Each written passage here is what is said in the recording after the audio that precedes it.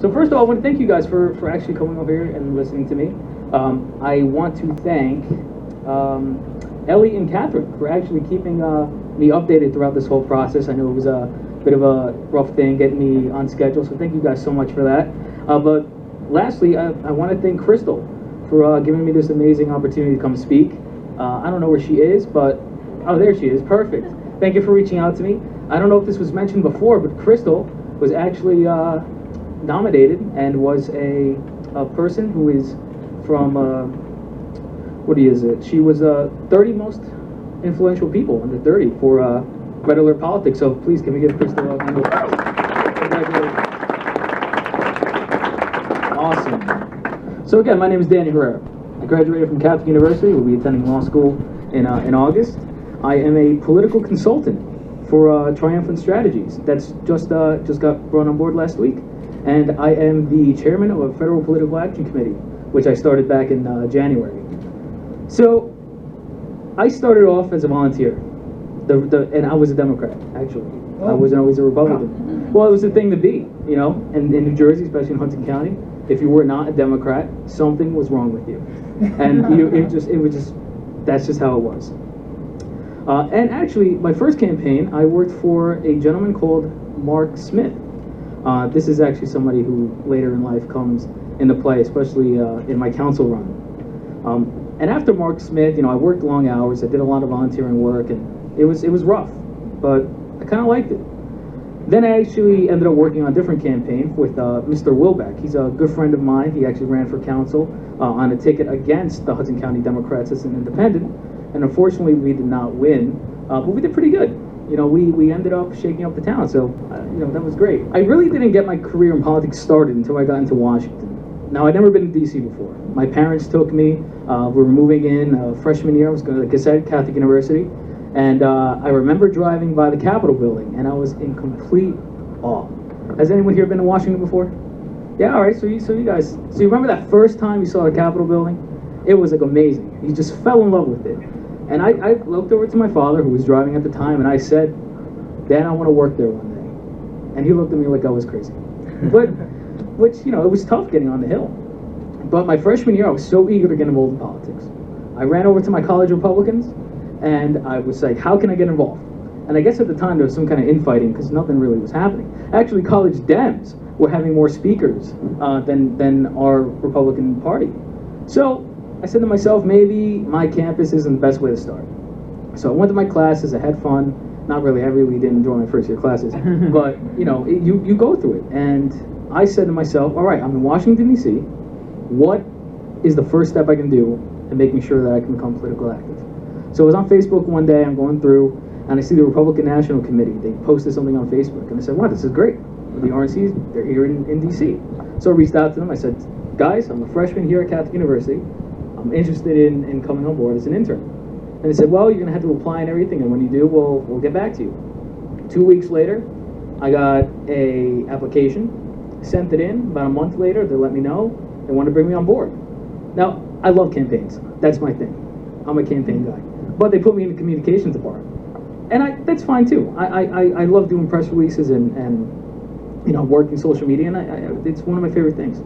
And I ended up working in the war room. Have you guys heard of the war room before? I know you worked at the RNC. You familiar with the war room? It's this one room with 30 televisions on the wall, okay? And you have your own laptop. And every news station is on. And you are monitoring to see if any Democrat is slipping up, where the President of the United States is on that day, and to see if you can catch somebody slipping. Also, if any Republicans doing any interviews, you also transcribe it, you put it into you turn it into a video, and it goes online. So once that was done, I went back to Jersey in that summer, and I ended up working at the NJGOP, which I worked with Governor Christie, and I worked with some other local candidates who were running for office at the time. Also, we were on Joe Carrillo's. He was actually running for U.S. Senate as the Republican nominee. We were able to help him out, so that was a lot of fun. Eventually, I went on to work in Capitol Hill, worked for Congressman Robert Turner.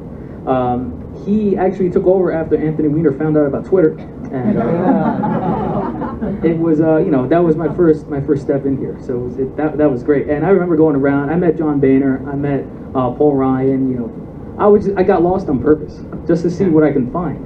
And I found a lot of cool stuff. Anybody worked on the Hill, you know, we have underground trains that are for staff. And that was really cool. So that was fun. I really did enjoy my freshman year.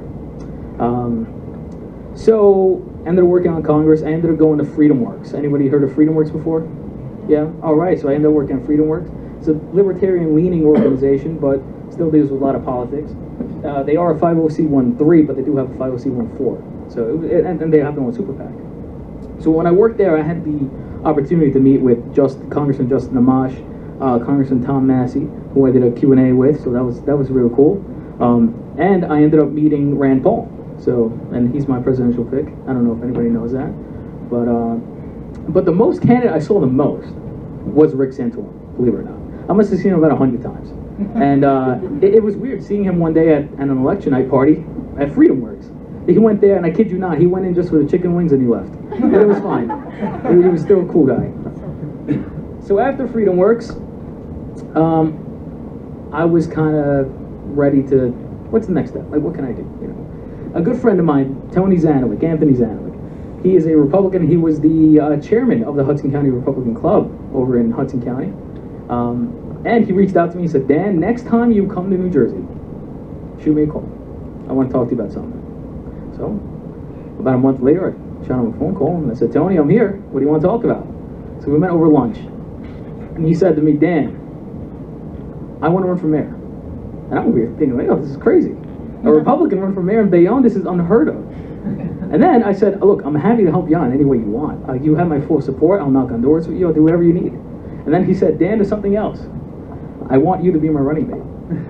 And I'm still in college in Washington, D.C. So I didn't know how I was going to do this. So a week passes, and I finally call him back, and I said, you know what? Why not, right?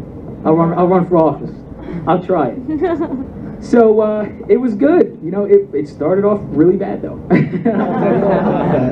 So we didn't have any money. We didn't have any name recognition. It was really, really tough. And I remember we got our website up, we got our Facebook page going, it was great. And we were going to hold our first event. And we rented out a church, little lobby, and we started making phone calls. So we must have called about maybe 300 to 400 people. On the day of the event, can anybody guess how many people showed up? Wow. 2. No. 3. 3 people showed up to our event. But at least we beat Rick Santorum's in Iowa, right? No, I'm kidding. No, I like Rick Santorum. He's a good man. But, you know, after that, I didn't really know how to be a candidate. You know, I knew how to knock on doors, but I didn't know anything about fundraising. I didn't know how to get voter contact. I didn't know anything really what to do. So I started doing something called letter to the editors. Has anyone ever written one? All right, so we had a few people do it. So I ended up writing one letter criticizing the administration. And actually, this was Mark Smith's administration. So the same gentleman who I helped out when I volunteered as a Democrat, I was actually running against as a Republican. And he was a gentleman throughout the whole thing. So I criticized his administration. I said, this administration is the least transparent administration we have had in this town. And it blew up. People were calling me for quotes, and it was great. Newspapers were all happy about that. And then they fired back and said that Mr. Herrera doesn't know what he's talking about. This is some college student who's just trying to get attention.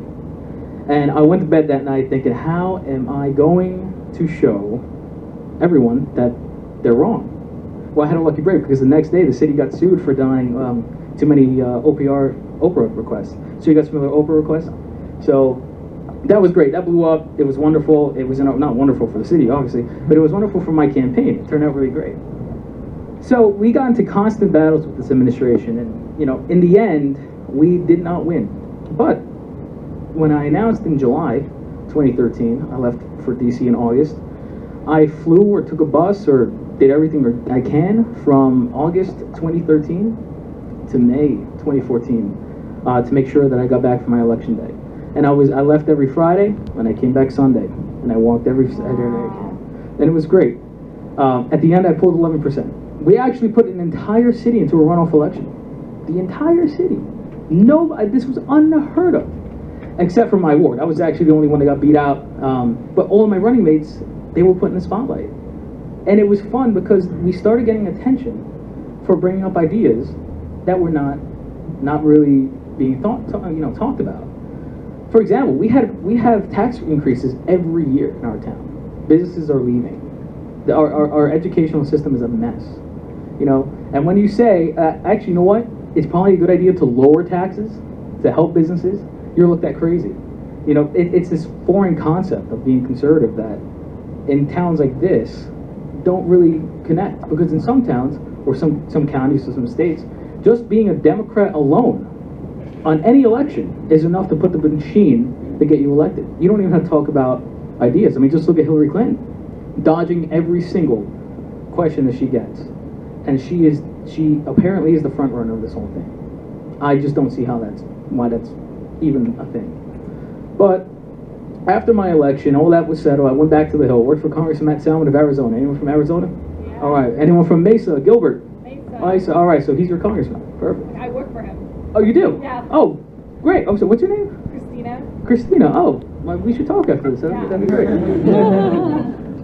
So he was a great guy. His office was wonderful. It was amazing working in there. And I'll tell you something, the people from New Jersey are a lot different from the people in Arizona. I have gotten a lot less attitude working in that office, and they're a lot friendlier, and it would chew your ear out, and then at the end it would say thank you for listening. When I worked in Congressman Turner's office, it was a totally different experience, and he was from New York. So but once this was all wrapped up, I came back home, and I wanted to know, how could I get involved with elections? What is the next step that I can do to grow the party and to really start it? Because in Hudson County, it's dead. There is no GOP. There isn't a single Republican. Sometimes it's hard to find a Republican to run for office. We actually were very lucky in New Jersey. Every single assembly seat this year now has a Republican running for office, which is an incredible achievement. Unfortunately, that's an achievement, but it's good. It's great. So I then started my own political action committee. I did not know what I was doing, but I knew I wanted to do something. So I filed with the FEC, and it took about a week, and I eventually got a letter and an email saying that my PAC was approved. And it was perfect. So now my PAC has many candidates endorsed and running across the country. We have a congressional candidate in Rhode Island running for office who has just received over 45 endorsements from previous politicians and current elected officials. We have about 10 candidates running in the New Jersey Assembly who are a Republican and have a winning shot. We're able to flip the district if we play our cards right, if we're able to do the get out the vote program that we're trying to bring out, and essentially lay as a groundwork for everybody else to come aboard and take.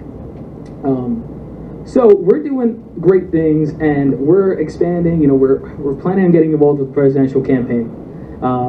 Social media is wonderful. I mean, I don't know if you guys know, but Facebook ads, extremely cheap. With $10, you could reach almost 10,000 people.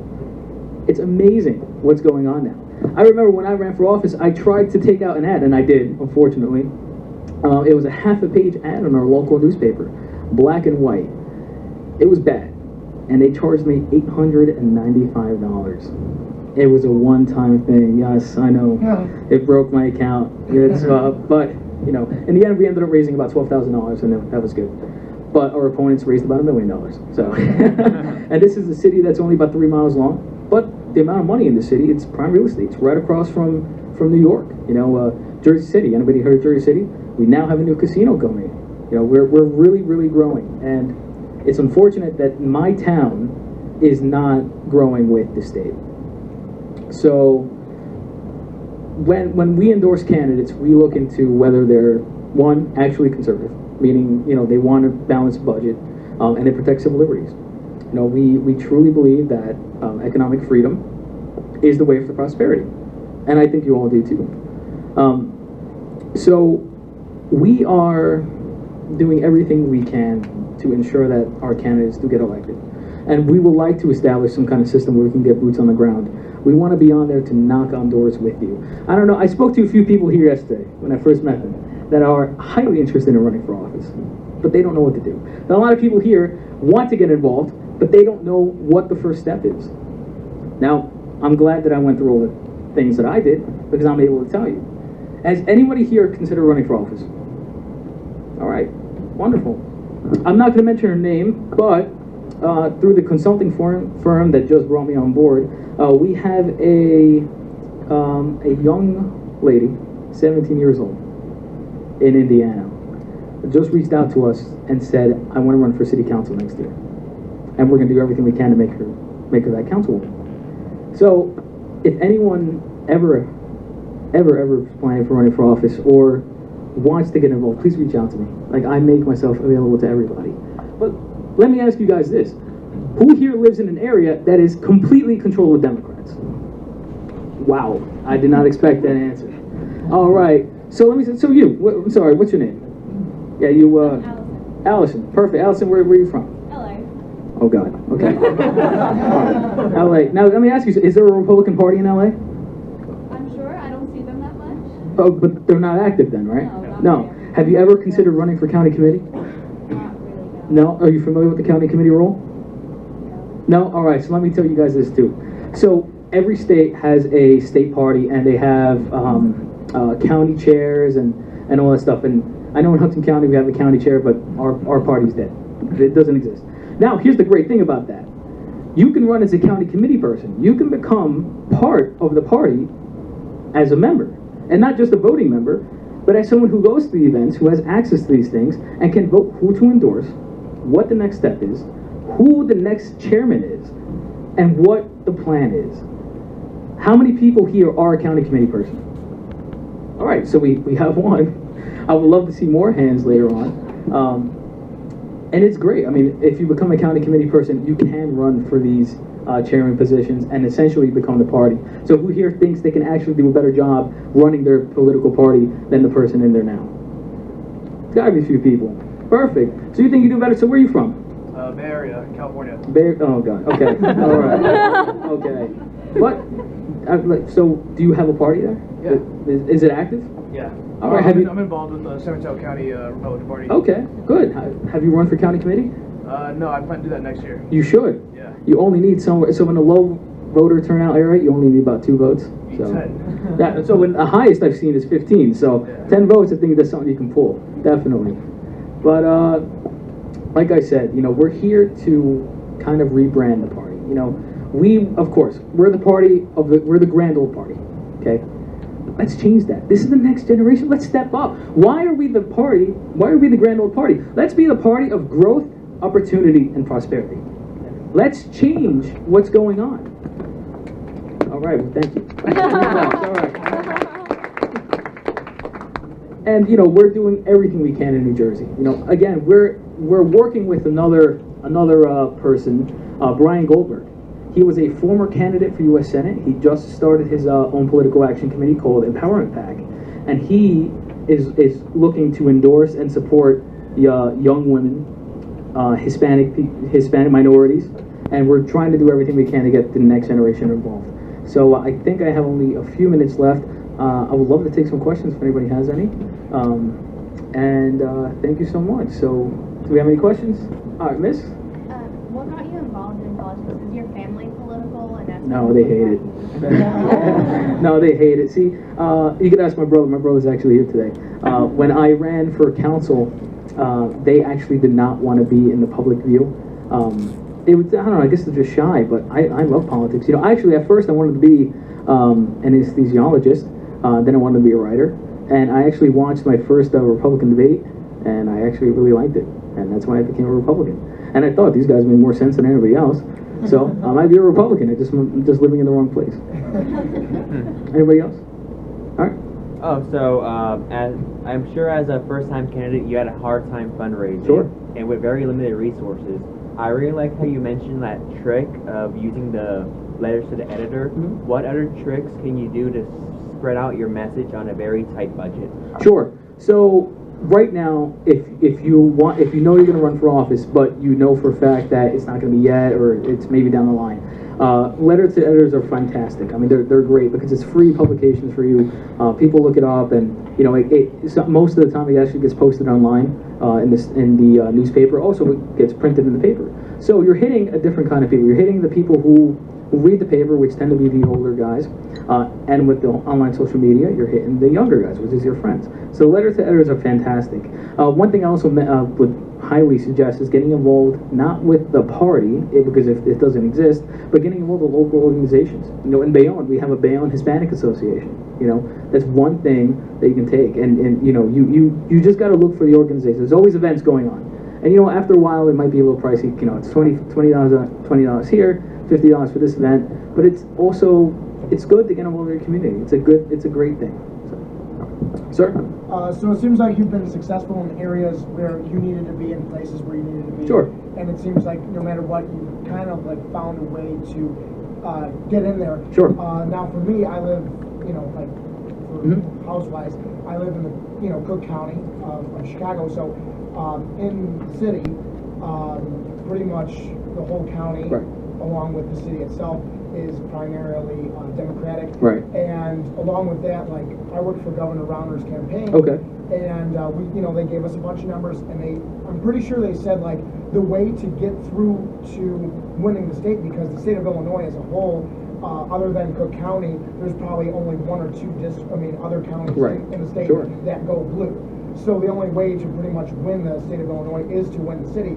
Now, you know, Governor Rauner did really well with reaching to these communities, but as me, who has gone, you know, specifically in my community and neighboring communities, to go door to door, right, you know, I did door-to-door campaigning, sure, just to get those extra votes to make sure that we hit that 30+% to make sure that the election could actually be an election. right. And so, you know, my question is to you is, in what way can I get involved in my county's kind of Republican Party? I'm sure they do have one, just not active enough, because I know that a lot of the neighborhoods in the city of Chicago, especially my own, as a primarily Democratic union working class, you know, they want to change, you know, and they are looking for other things, but there's just no options. There's no Democrats running for mayor. There's no Democrats running for alderman. There's no Democrats running for city council of any type. So pretty much the only people who run the neighborhoods are Democrats, because frankly, you can't win a Chicago position unless your last name's Irish or you're a Democrat. Right. I totally understand it. Listen, when in my hometown of Bayonne, even in Hudson County, it's extremely hard to get a Republican just to be on the ballot. Actually, some of the Republicans that we have now are actually Democrats. So, you know, but it sounds like you have a goal. It sounds like you know what you want to do. So, are you an elected county committee person? No. Run for county committee. You only need somewhere between 3 to 10 votes. Most of the time, you only need about 5 votes. Once you have access to the Republican Party, get involved with them, see how things work. If it's not even active, run for county chair and become the chairman, and then work your way up that ladder. You know, what we have to do is essentially infiltrate and execute. You know, we need to get in and then have a plan. So I highly suggest that you start doing letters to the editors. Just pick a few topics, just talk about a few things. Run for county committee. They're usually during primary season. And once you get elected, because you probably will get elected, start working on your next step to become the county chair, and come up with a plan on why you think that's important. And like I said, you know, my PAC is here, and we're happy to help out anyone here who is interested in running for office. Just a disclaimer though, some states do not allow coordinated expenditures, so I guess my PAC won't be involved. But me, as Daniel Herrera, I am happy to provide pro bono services. So thank you guys very much. I appreciate it. Thank you so much.